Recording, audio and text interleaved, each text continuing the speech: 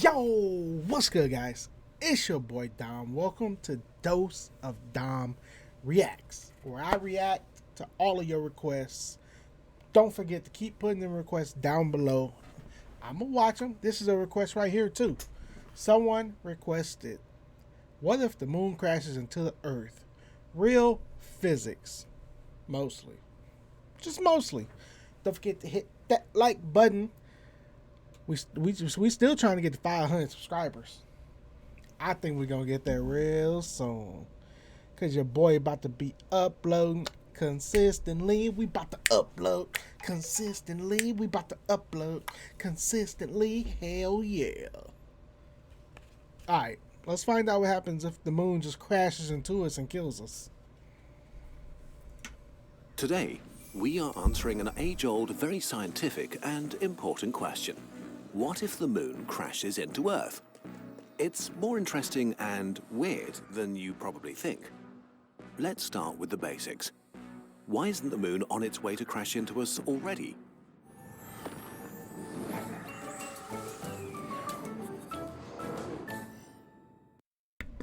What they mean by why the moon ain't crashing to us already? Because of gravity, son.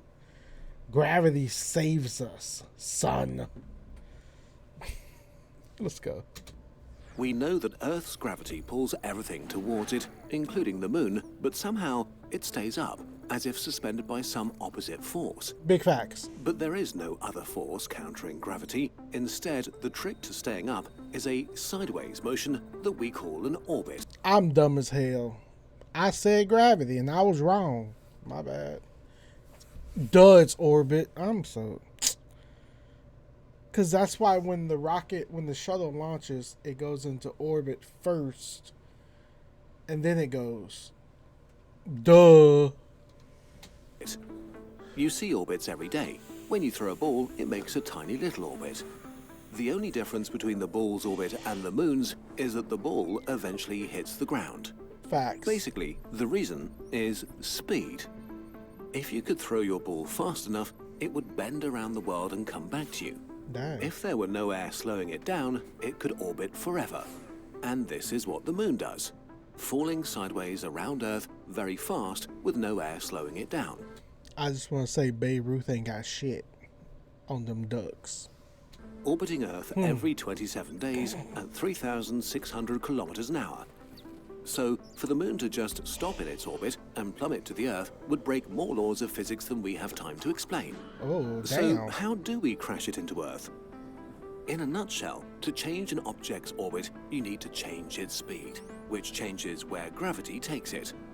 But even small changes require enormous forces, which is why all the large objects in the solar system are so stable nowadays. According to science, the moon is big and very massive. Even igniting billions of rocket engines all over its surface would barely move the moon. Damn. It looks like nothing short of magic will make the moon fall, so we'll use a magic spell that slows down the moon so much that it changes its orbit and spirals towards Earth. Now, why would you want to do such a thing? Why? And then why y'all trying to kill us? I just want to know why. To get the most from the experience, the moon will take exactly 1 year before it hits Earth. Just 1 year? That's like no time to do anything. When you think about something that catastrophic, you have no time. Ready? 3, 2, 1. Magic. Month 1. For the first few days, nothing really changes. The moon gets a tiny bit brighter and scientists get confused, but the rest of us don't notice anything different. Already lost a The month. only noticeable real effect of the moon on the Earth are the tides. Tides exist because while Earth pulls on the moon's gravity pulls back on the Earth. Since the strength of gravity gets weaker with distance, different parts of the Earth feel a slightly different pull, which causes the Earth, especially the oceans, to bulge when the moon is above them and contract a little on the sides when it's not. Oh, wow. As Earth rotates every day underneath the moon's influence fluctuates, causing the water level of the oceans to rise and fall by about half a meter twice a day. But with the moon drawing ever closer, high tide gets higher every day. I don't know what I thought made waves, but I didn't know it was that. Not gonna lie. If you want to eat Oh healthy no, and it's feel an your best, ad. you gotta try Kachava. It's an Kachava ad. Click the donation down below so we don't have to have ads. First barely noticeable, within a month the moon has covered half the distance to the Earth and ocean tides have grown to 4 meters. Every day high tide comes and waves flood coastal cities. And there's no end in sight. With the moon drawing ever closer, tides rise ever higher, inundating another city and more inhabited land with salty water every day. Month 2. So basically the first month, we lost because they were just like, might be nothing, might be something. We don't know yet. So now we got 11 months left. By the end of month 2, the moon has covered 2/3 of the distance to Earth, Wow. and global infrastructure is crumbling as tides rise above 10 meters, displacing up to 1 billion people who happen to live near the coastlines. Dang. As ports become inoperable, shipping grinds to a halt. Not only will it slow down the delivery of Kurzgesagt products, but also less exciting things like food. Global No, sir. Food is the most exciting thing in the world. I don't care what anyone says. communications fall into disarray. Sir. 95% of the internet is carried by ocean crossing cables, Oh, and while shoot. these largely don't mind the water, their terminals on land do. Living inland doesn't guarantee Oh, safety crap. either. Tidal bores cause rivers to flow backwards, carrying salt water to contaminate surface and groundwater supplies. Gas Damn. shortages follow as oil refineries near the coast are abandoned. Countries are left with the supplies they had on their shelves, and strict rationing will begin. Wow. In the cities, chaos reigns during the scavenging hours of low tide, while survivors take refuge in high-rises when the water returns. Month 3. 3 months in, and the moon is close enough to disrupt communication and navigation satellites.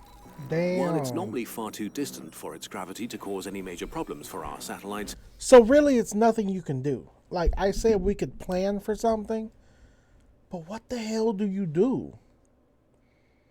Like at the end of month 2, it's already mass flooding, and probably ain't gonna have no internet. So with no internet, how do people have cable? How do people get to the news? You know, like there's so much stuff. Like by the end of month 2, it's over with. It's done. the closer Finito, it gets, finish. the more warped their orbits become. As their fuel for orbital corrections runs out, satellites careen out of control. Damn. Months 4 and 5. On Earth, the tides are rapidly growing to about That does look really cool, though. The moon being that close does look really fucking dope. But no, stay away from me. 30 meters and will be reaching 100 meters in height in a few short weeks. Damn. At low tide, the ocean recedes hundreds of kilometers, exposing the continental shelf like vast deserts, while at high tide, walls of water drown agriculture, houses, and skyscrapers. And now, almost 5 months in, the apocalypse has finished its warm-up act. Since the oceans It's a warm-up act. Just a warm-up. are on average only 3 kilometers deep, the tides have reached their maximum. Up until now, the water in the oceans could flow, absorbing most of the moon's gravitational squeezing, but now the Earth itself is really feeling the squeeze of the ever-approaching moon. These aren't so much tides of water, but tides of rock.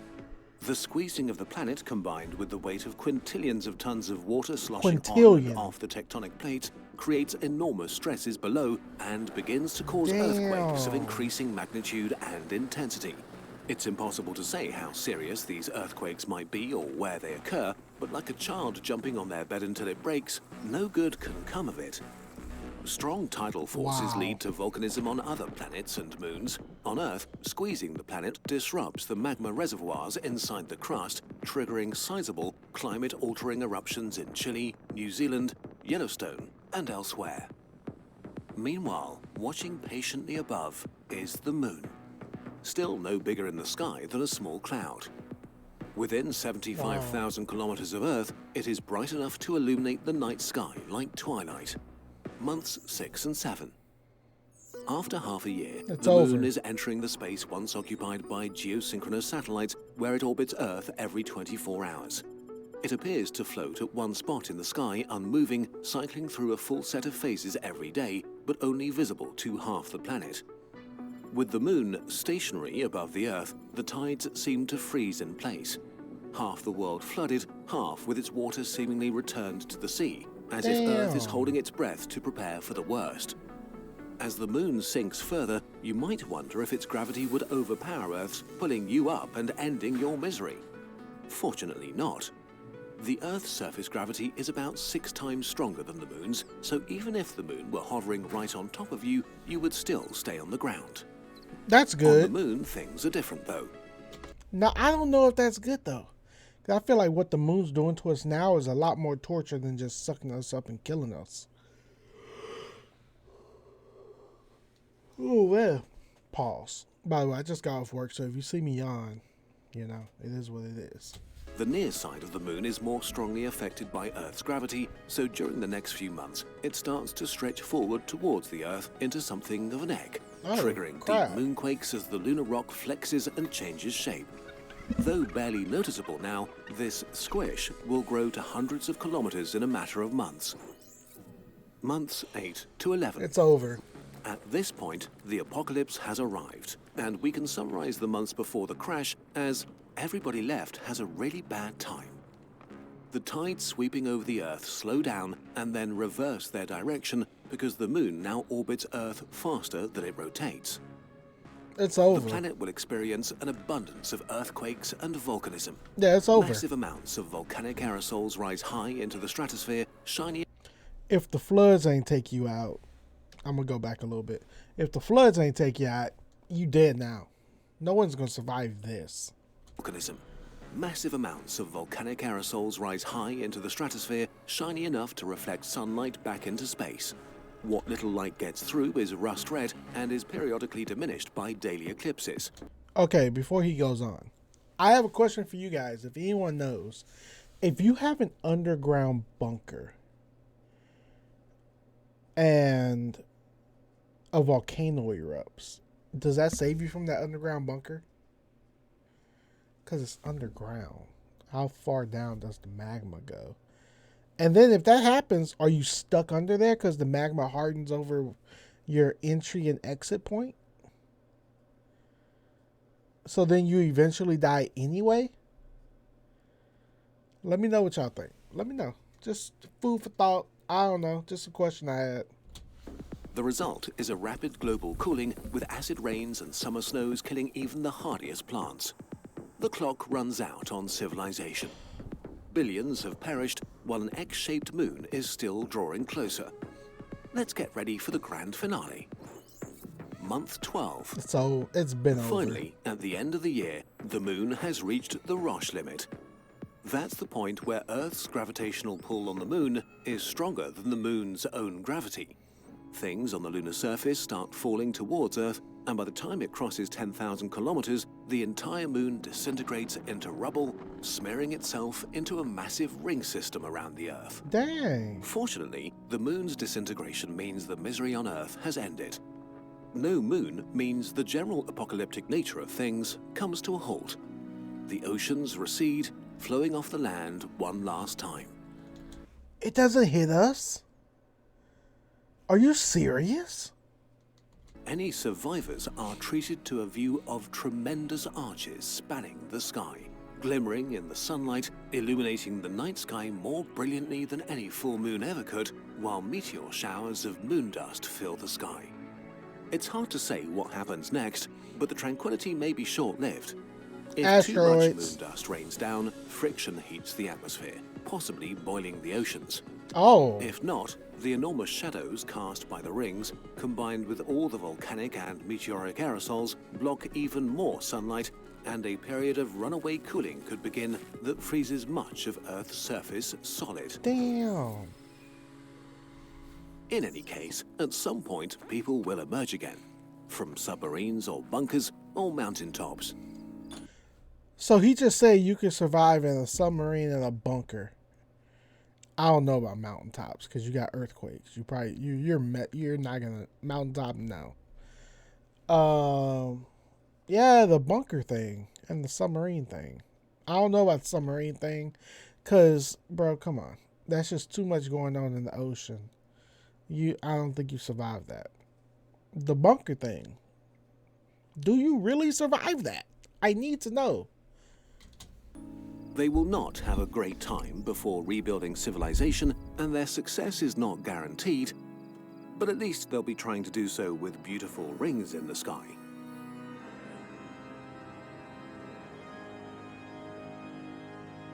So how do you calculate that sort of thing? Well, you just need a bit of insanity and some maths. If you need to brush up on the latter, our friends from Brilliant are the perfect coaches to turn your curiosity into practical Nice skills. sponsor segue. Brilliant is a Nice. problem-solving website and app that makes science accessible with a hands-on approach. More than 60 That was interactive good. That was courses really like good. The Joy of Problem Solving or Scientific Thinking give you the tools to crack problems in maths, science, and computer science in a way that feels more like playing a game than doing homework. Lessons will surprise you with storytelling, code writing tasks, and interactive challenges, basically using whatever keeps you interested and entertained. All the content is interactive. Instead of just reading and listening to explanations, you drag and drop, manipulate shapes and diagrams, make selections, and answer questions. This way you learn something almost without you noticing it. Selection. I'm gonna go here. Can I take off the CC? I'm gonna take off the CC so they can keep their sponsor link down below, because you know I am using that. I am reacting to their content, so let them get their sponsor off. Anyways, with that being said, guys, I'm back. I'm back. I'm happy. I got my life together. I got my schedule in order. Y'all gonna get these videos. Y'all gonna get these videos. Whether y'all want them or not, y'all gonna get them. With that being said, thank you so much. Don't forget to like, comment, and subscribe. Going for 500 subscribers. See you guys in the next video. Leave the comments and the requests down below. And if you guys made it to the very, very end of this video, you know I got a question for you, right? What's your favorite season? Summer, winter, fall, spring? I'm a winter guy. I love winter, but I also love summer. Winter's number one, summer's number two for me. Let me know what yours is and why. I'll see you guys in the next video. Deuces.